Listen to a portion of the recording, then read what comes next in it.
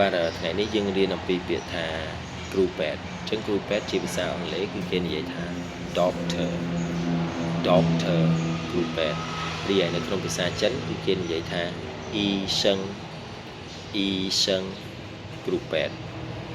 អញ្ចឹងយើងយកពាក្យថាគ្រូពេទ្យមកបូកជាមួយនឹងពាក្យទីតាំងដែលយើងរៀនកាលពីម្សិលមិញថ្ងៃគឺពាក្យថាអ៊ីយួនទីពេទ្យដើម្បីបង្កើតជាឃ្លាមួយគឺ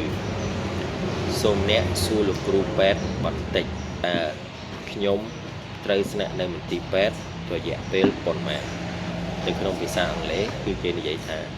Please ask the doctor how long will I stay in the hospital Please ask the doctor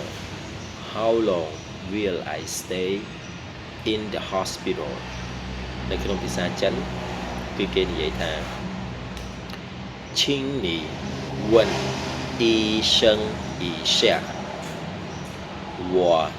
得在医院住多久请你问医生一下我得在医院住多久